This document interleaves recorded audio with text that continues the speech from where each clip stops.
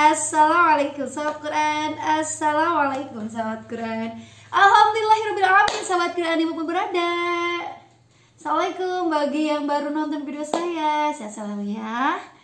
Dan sukses dunia akhirat ayah, ibu, bu guru, pak guru, teteh, akang. Sehat selalu ya. Karena sekarang banyak yang sakit di sekitar kita, banyak yang meninggal juga di sekitar kita ya.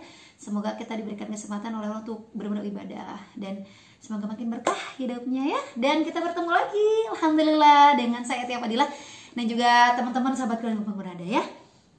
Nah, hari ini saya juga akan berbagi kembali dan vlog hari ini juga masih tetap dari para subscriber yang memang bertanya.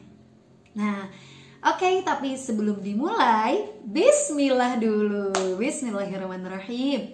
Nah, vlog-vlog kemarin bagaimana nih teman-teman? Masya Allah ya, senang sekali beberapa hari ini terus gitu ya, banyak banget yang banyak banget keluarga baru yang udah nge-share, udah subscribe. Masya Allah ya Allah gitu ya. Masya Allah, berkah untuk semuanya ya. Jazakumullah khairan kasihan buat sahabat kalian bermada. Nah, saya akan berikan tips lagi bagi yang memang sudah komen di YouTube saya, dan teman-teman juga yang ada juga yang komen di Instagram juga, insya Allah nanti saya balas, karena mungkin ada saja yang komen tapi saya nggak balas secara langsung karena panjang, harus panjang gitu ya. Masih banyak yang sudah komen ya. Baik, dan ini dari sahabat juga, dari subscriber juga ya. Kak, saya mau tanya bagaimana tips untuk mengajar anak yang beda usianya. Ini kayaknya banyak banget nih yang bertanya seperti memang beda usia. Apakah harus dikelompokkan berdasarkan usianya atau tidak perlu? Dan berapa jenjang usianya? Terima kasih. Hatunun juga sama-sama. Nah, ini sebenarnya juga menjadi banyak pertanyaan, saya juga yakin. Bahkan kalau ngomong kayak gini gitu, kalau nanya kayak gini juga udah mah di lembur teh gitu. Maksudnya lembur tuh desa. Udah mah di desa teh emang cuma saya sendiri juga gitu pengajarnya. Udah gitu emang banyak kan, kalaupun di kelompok-kelompok kan juga bingung saha anu ngajar gitu, siapa yang akan mengajarkan gitu ya sahabat kan. Dan teman-teman mungkin kalaupun teman-teman belum Allah hadirkan pendamping gitu, teman-teman maksudnya teman gitu untuk ngajar bareng gitu, teman-teman bisa dimulai dengan memang tetap harus mengkelompokkan gitu, dan agar lebih cepat juga. Kalau saya lihat kan di beberapa masjid gitu ya, kalau saya lagi jalan-jalan kan suka sholat gitu ya, suka sholat asar, dan biasanya kan kalau TPA itu di asar gitu sengaja ke masjid itu, Masya Allah gitu ya, anaknya segitu banyaknya, pasti sahabat Quran ya tuh anaknya segitu banyaknya, gurunya cuma 1 atau 2. Tuh ngapai tuh, ada yang ngapai tapi kadang melingkar, digurunyuk gitu, bahasa Sunda bahasa Indonesia tadi kerumun gitu ya, gurunya dikerumun, dilingkarin, masih ada yang masih menunggu gitu ya. Dan satu-satu, dan ini menurut saya tuh gak efektif jadinya. Teman-teman tetap harus mengkelompokkan sesuai dengan usia dengan atau kelas. Kita tidak, ini untuk TPI jadinya TPQ atau TPA atau MD gitu ya.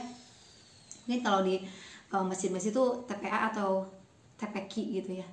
Kalau sudah ada MD gitu, kalau memang kan ada kelas-kelasnya jelasnya, ini untuk TPA TPQ gitu ya, memang di masjid-masjid gitu. Nah, tetap harus jenjang usianya sahabat Quran gitu ya. Dan kalaupun nanti setelah kita seleksi nih, biasanya hari ke-1 ke-2 kelihatan ini meskipun kelas 2 tapi udah pernah ngaji dengan orang tuanya, ada privat juga, pernah privat, itu bisa dimasukin ke kelas lebih besar. Contoh kita ada 4 kelas, usia ada 40 anak nih. Saya juga pengalaman sendirian nih, 40 anak sahabat Quran, masih di lembaga yang lama nih, nggak ada nih 40 punya lira gitu, 40 sendirian. Udah gitu beda usia. Nah, kelompokan gitu ya. Kelompok biasanya saya ada 40 itu ya nama-nama sahabat Rasul ya, Khulafaur Rasyidin gitu, Ali bin Abi Thalib, mohon maaf dari yang atas dulu ya, Abu Bakar, Umar, Utsman, Ali gini. Biasanya saya yang Abu Bakar tuh yang gede, usia kelas 6 sampai kelas 4 gitu ya, atau kelas 6 sampai kelas 5. Sebenarnya ada kelas 4 karena kelas 4-nya itu rajin ngaji di rumah sama bunda, sama ayahnya, sama umi, sama bapak, sama mimi gitu. Jadi dia masuk ke kelas Abu Bakar gitu, Umar kelas 4 dan kelas 3 gitu ya, kelas 2 dan kelas 1 itu Utsman gitu ya. Baru nanti yang kecil-kecil tuh, dan memang ada ya yang memang masuk ke TPA kita juga nggak bisa nolak, kecil-kecil tuh ya gitu ya, 4 tahun gitu ya. Ya udah, itu yang Ali itu ya anak-anak kecil itu gitu ya, TK dan PAUD gitu ya, usia-usia TK. Nah, klasikalkan gitu ya. Udah kalau emang semuanya, kalau baru bikin banget, udah sesuai seleksi, diseleksi dulu. Kali kan tetangga-tetangga biasanya kan tetangga gitu, kalau mamanya sahabat Quran itu memang membuka di rumahnya kan tetangga ada 40 gitu. Kan ada yang namanya seleksi, oh ini bisa ke kelas Ali, ini bisa ke Abu Bakar gitu. Ini bisa ke Umar, ini oke, yang Abu Bakar tuh oke, Umi 3 atau Iqra 3, ini Iqra 4, ini kalau ini gitu. Jadi nanti mereka belajarnya bareng, klasikal mereka dicontoh dulu, baru mereka salaman, dan mereka harus wajib itu klasikal baca simak. Jadi yang lain baca, ada yang nyimak, jadi cepet kan dia beberapa halaman gitu, cepat. Kemudian Ali, saya suka panggil. Nah, kalaupun nggak bisa panggil tuh sama temennya, panggilnya Umar, panggil ya harus dikeluarkan. Kalau kayak gitu nggak efektif, ya Allah, nggak efektif banget. 40 kudu jajar ngantosan itu berapa halaman. Dan biasanya yang saya lihat itu dibacain aja, tapi memang benar-benar harus dengan tahsinnya loh. Mereka harus bisa sendiri, teman-teman sahabat Quran, pastikan mereka harus bisa sendiri, bukan dibacain terus dibenerin. Apalagi kalau dibenernya itu nggak per kaidah, yaitu sampai Al-Quran harus dibenerin, bingung, hilap per kaidah. Makanya kembali lagi di Iqra, kaidah apa yang mereka belum bisa, sampai nggak lancar gitu Qurannya. Karena baca itu, tilawah itu bukan masalah perlombaan ya, saya ingatkan lagi, bukan perlombaan. Jadi jangan sampai, anak saya mah kalau di TK ya, anak saya mah udah Iqra 6 pasti jagokan, yang satu tartil, yang satu enggak. Dia emang mau jago sama siapa? Jadi yang penting tartil anak gitu ya. Nah, kalau di sini, kalau di Matadomi, kalau di Kuningan kan Matadomi yang lagi booming. Jadi anak saya mau 5 ini. Tapi kayaknya bahkan anak saya ada yang Quran gitu, malah dijagokan dengan Umi 3 yang ayunannya pas gitu. Yang ini nggak bereleng atau buat apa tuh Quran nggak tartil. Nah, buat sahabat Quran juga yang anak-anaknya belum tartil tuh ya, kaget kan dari murid kayak gitu kan, udah Quran tapi tahan suara tetia saut, panaku mah tahan suara gesami, suara mengalir kia.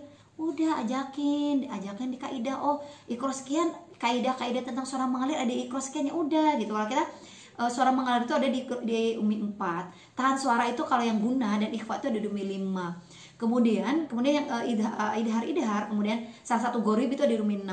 Kemudian yang ayunan itu yang matobi, yang ayunan semua, ayunan tentang ayunan, madaiwad yang 2 rakaat itu di Umi 3 gitu ya. Yang masih belajar dengan tahsin, dengan sifatul huruf, ini pokoknya makhraj huruf lah gitu ya.